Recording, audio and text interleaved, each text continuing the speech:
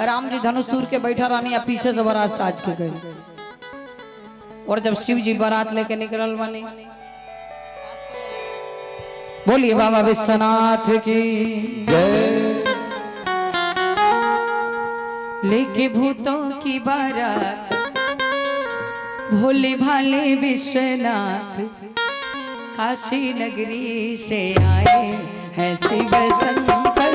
काशी नगरी से आए हैं शिव शंकर। लेके भूतों की बारात भोले भाले विश्वनाथ काशी नगरी से आए हैं शिव शंकर। काशी नगरी से आए हैं शिव शंकर।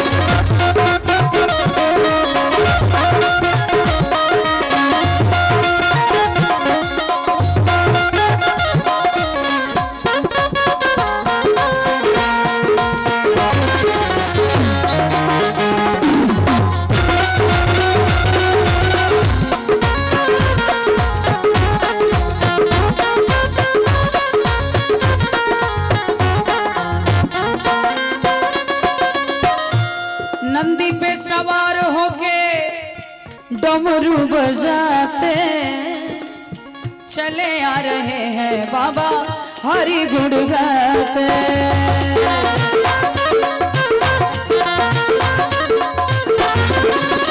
नंदी पे सवार होके डमरू बजाते चले आ रहे हैं बाबा हरि गुण गाते। रहे हैं बाबा हरि गुण गाते। और पहने नरमुंडों की माल और ओढ़े मिर्गा छाल काशी नगरी से आए हैं शिव शंकर।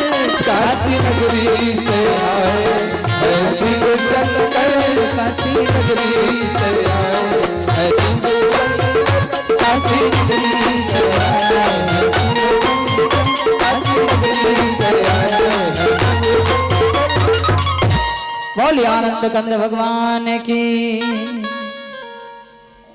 चलिए बहुत सुंदर दान।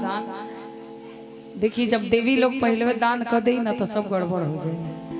ऐसे हमार निवेदन बा कि कम से कम 40 मिनट हम तो चाहब कि 30 मिनट में पूरा कर दी, लेकिन 10-5 मिनट बोल ही जाए। अजय शिव जी के विवाह के कथा सुनी ना सबके कल्याण होला। इससे नईखे निमन लागत तो वो सुनब जा तेने एक बार जोर से जय बोल दे, सब लोग बोलल जाई बोले बाबा विश्वनाथ की। जब बाबा बारात लेके चलनी तो ध्यान दिहल जाई बारात कहां से चलल बा तो काशी से। मऊ बलिया भागलपुर सलेमपुर होते हुए जब देवरिया के करीब में बारात आई नजदीक 3-4 किलोमीटर पहले सोनू घाट के लगे तो सब देवता लोग कहल दादा यहाँ के ऐसा रूप बनौले बानी कि जे देखी वो ईटा पत्थर चलावल शुरू कर दी के आरती के थरिया लेके नहीं।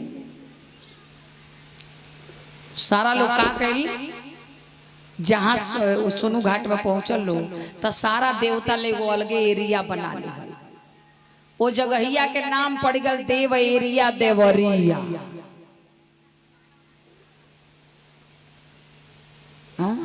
अपने उत्तर प्रदेश में बा।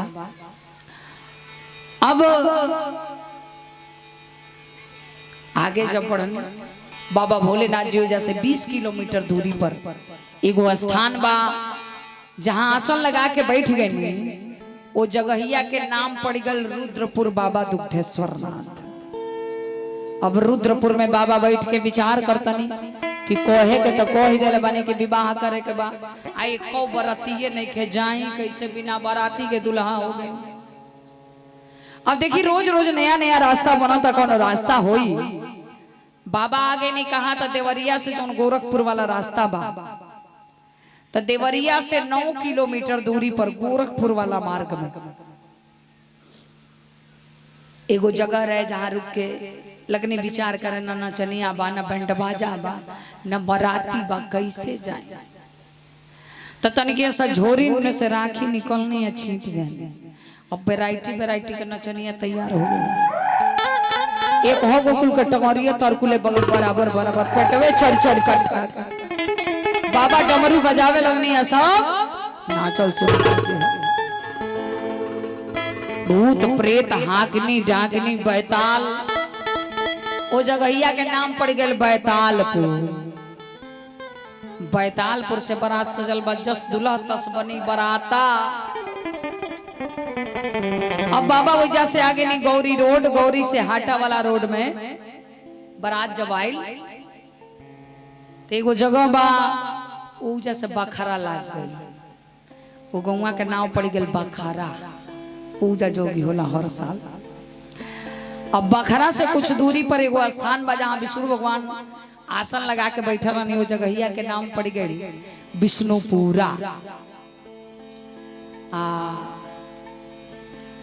कुछ दूरी पर 2-3 किलोमीटर दूरी पर एगो जगह बा जहाँ जितना संगे हाथी घोड़ा आई रहे सब रुक के लगल चोरे।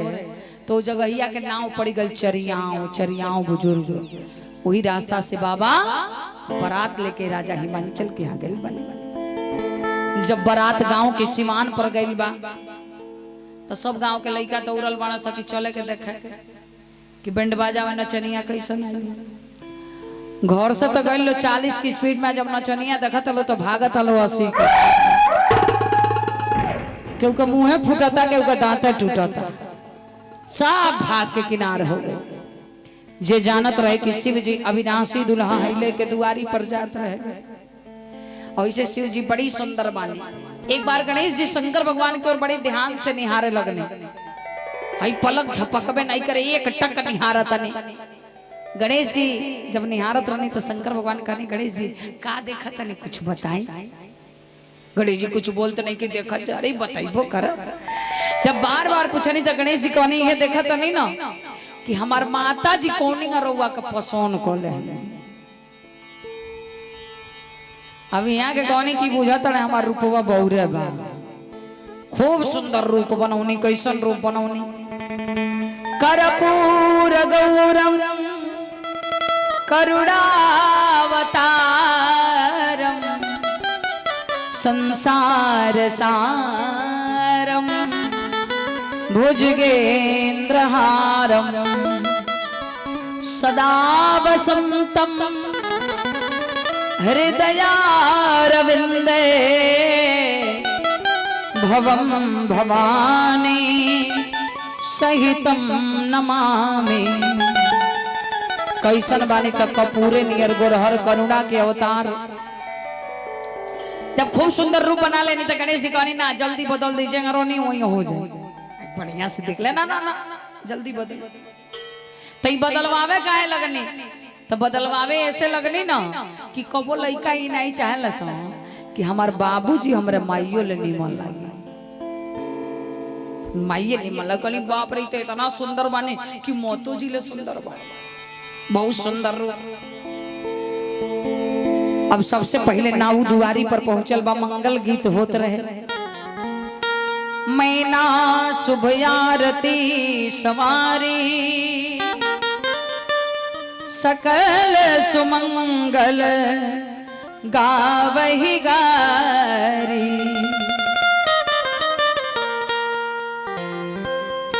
पहले बारात लेके दुल्हा शिव शंकर दुल्हा, परिछन के करा तैयारी सखी राम प्यारी।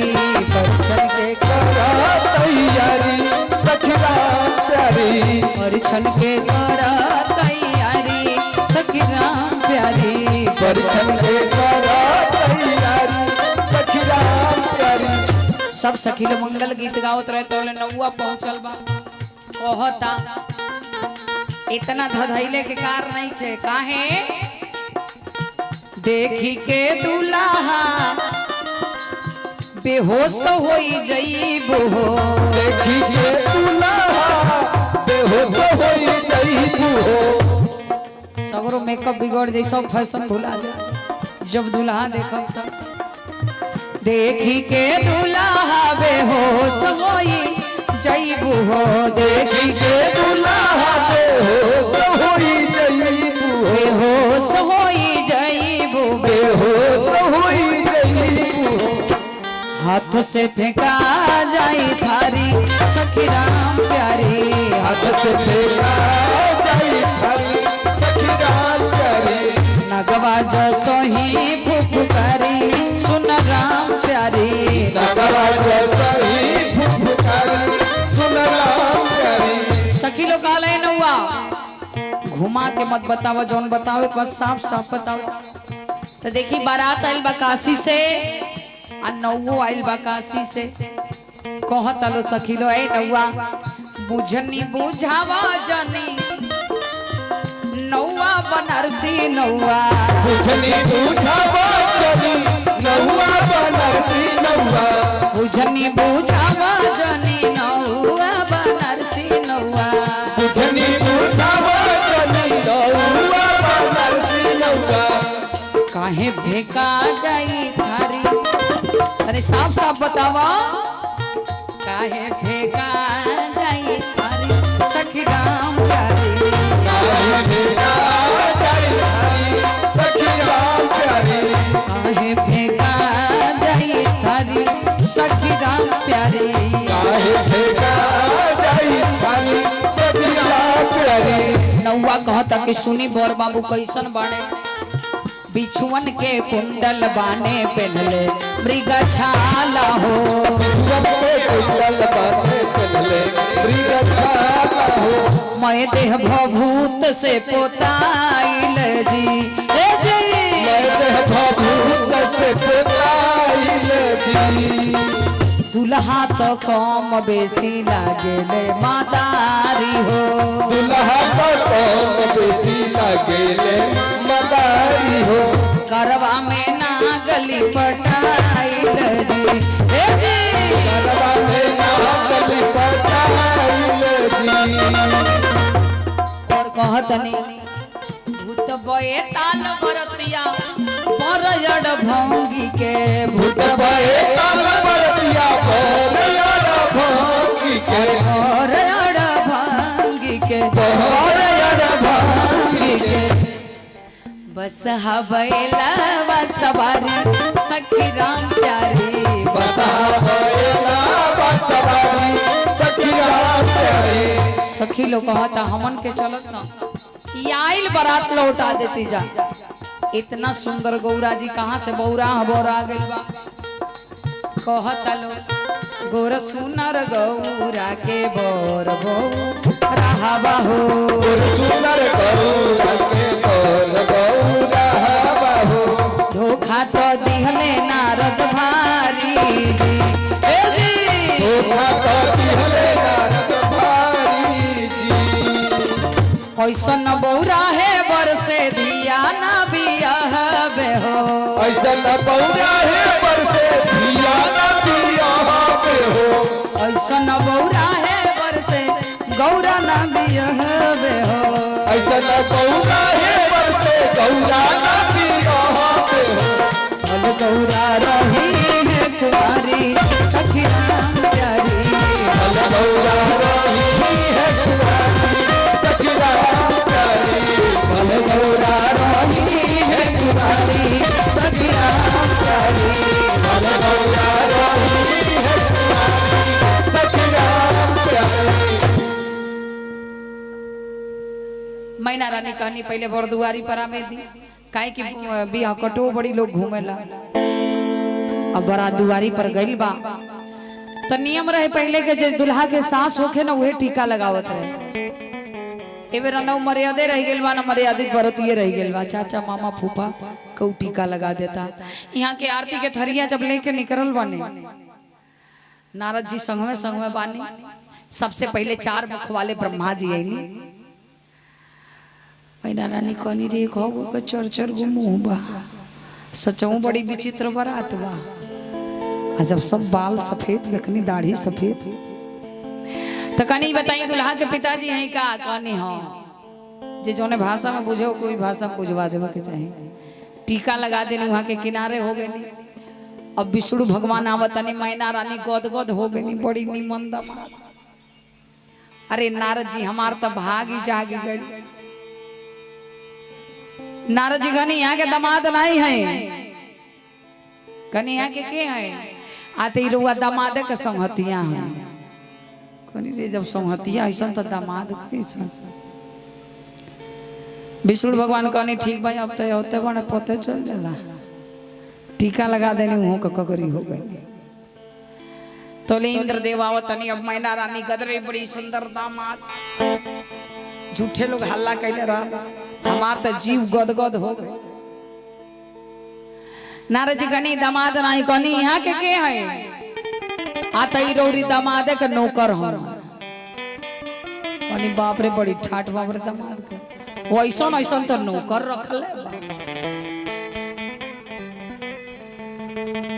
टीका लगा देने इंद्रदेव कहनी अब तो पीछे में बड़ा पता चल जाला। जब हटनी तोले शंकर भगवान आई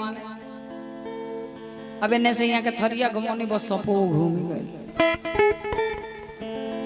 अब देखी दुल्हा अनहर होके लंगड़ होके बहिर होके केहू भागी ना लेकिन दुआर पूजवे में नंगा हो जाए तो का स्थिति हुई। बाबा भोलेनाथ जी के विवाह में यह दशा हुई। वहां के भर दे सांप लपटी आयल रहे। अब विष्णु भगवान के सवारी गरुड़ जी उलग में लेके खड़ा बा। अब बैंड बाजा बाजता सो भूत प्रेत नाचता।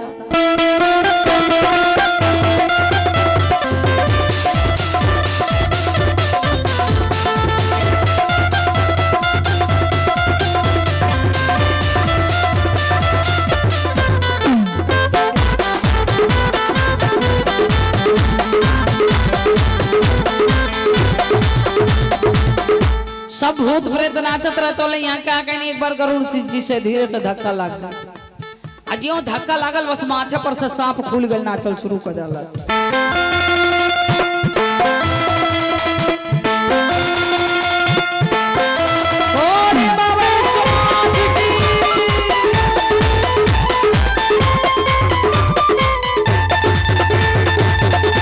अब देखा था नहीं कि अब से विष्णु भगवान कगरी आई ले काहे के किनारे हो वहाँ के संहतिया नु है।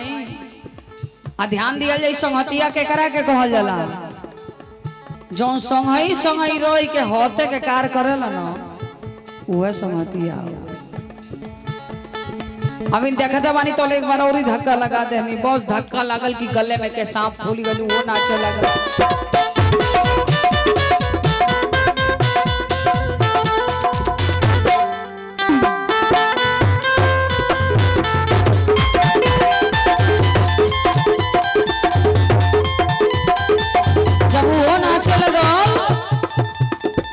देखा तनी उठाए के मानी एक बार और ही धक्का लगा। अब की जब धक्का लगल तो हाथ में के सांप खुल गई।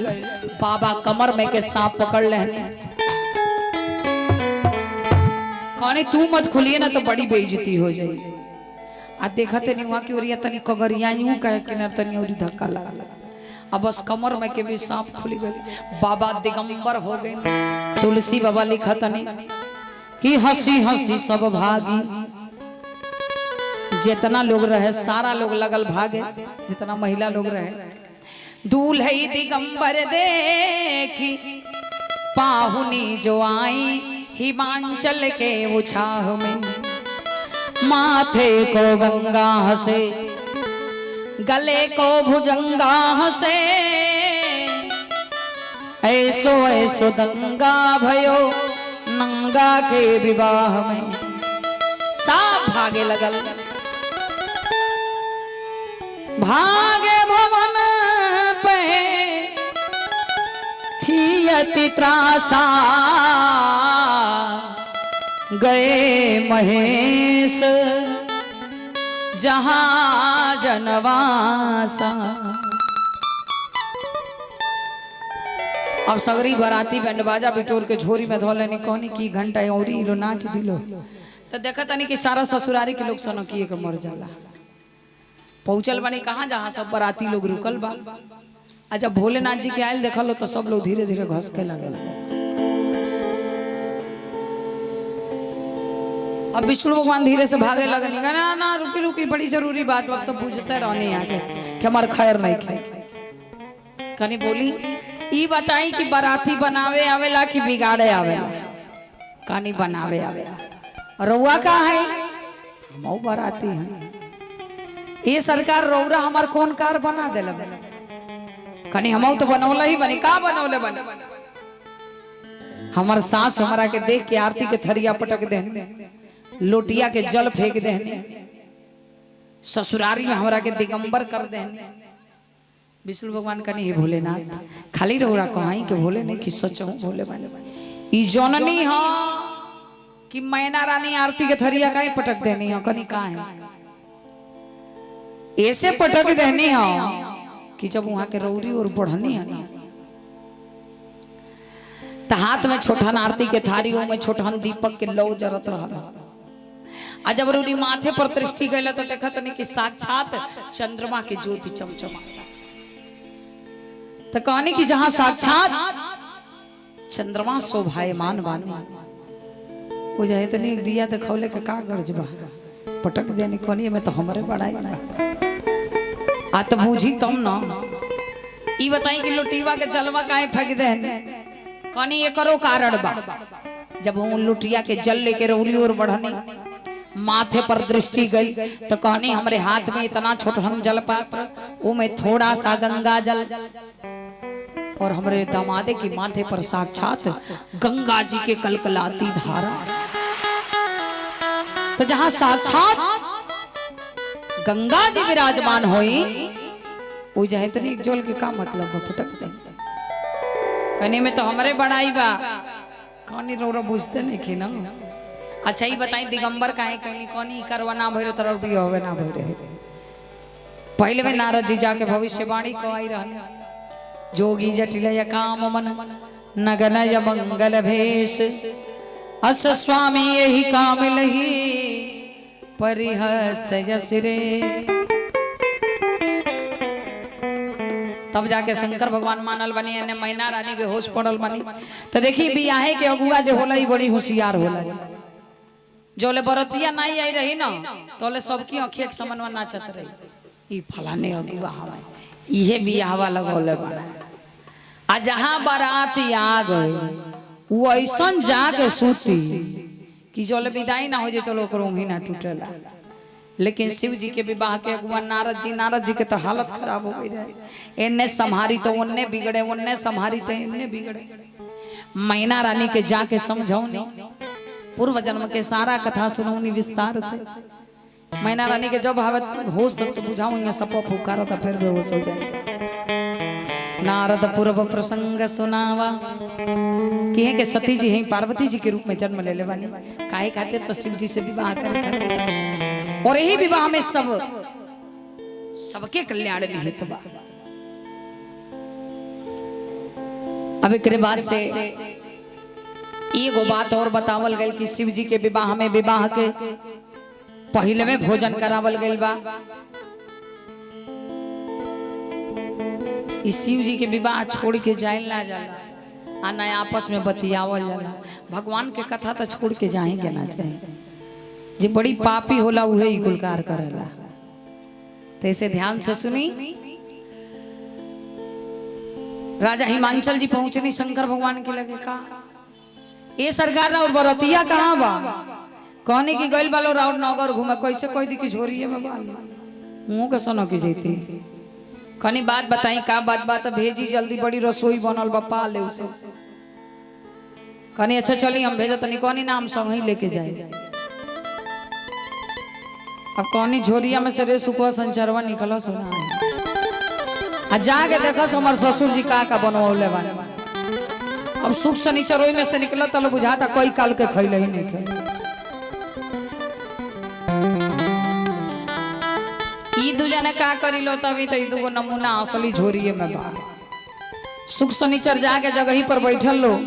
अब के पत्तल लेके आवता तो पत्तल आवे गिलास हिसाब आ गिलास आवे आवे पतल सा एक कट्ठा के जमीन खाली करा दिया लगल दही चिवड़ा गिरे तो चिवड़ा आवे आवे दही साफ है दही आवे आवे चिवड़ा साफ केहू चीनी के बोरा घिरी आवता सब दही चीनी चिवड़ा के बराबर कर दिहल पड़ोसवैया लो जाके कहले सरकार दही चीनी चिवड़ा के तो लय लगा दिहल आ तो वहीन का बिगड़ल बा पूरी तरकारी चलावल जा लगल पूरी गिरे तो तरकारी आवे आवे पूरी खत्म पूरी आवे सब खा के बराबर कर दिहल पड़ोसवैया लो जाके कहले सरकार तो सब बराबर कर दिहल तो बिन बैठले बोले आ तो ऊ कौनी ओर के गइल बा गइनी हाथ जोड़ के बैठ के निसुख शनिचर से कहनी की देखी कुछो के कमी बा ना है हम गरम गरम बनवावत जतनी रुआ सब निपावत जाए सुख शनिचर आपस में राय कर लो कह लो ये सरकार हई आगे के कुल कार्यक्रम बीतत जाता मुहूर्त बीतत जाता जाई कुल देखी हमनी की फेर में का बानी और कुल कार्यक्रम देखी तो भइल ना इतना नाश्ता पानी और देखल जाई बिया बीतल है अगर बारात में ऐसा दो चार को खवैया आ जाता बेटिया पर का गुजरी बाबा भोलेनाथ जी मंडप में विराजमान बने गणेश जी के पूजन प्रारंभ हो गए विघ्नेश्वराय वरदा यसुर प्रियाय लंबोदराय सकला य जगद्धिताय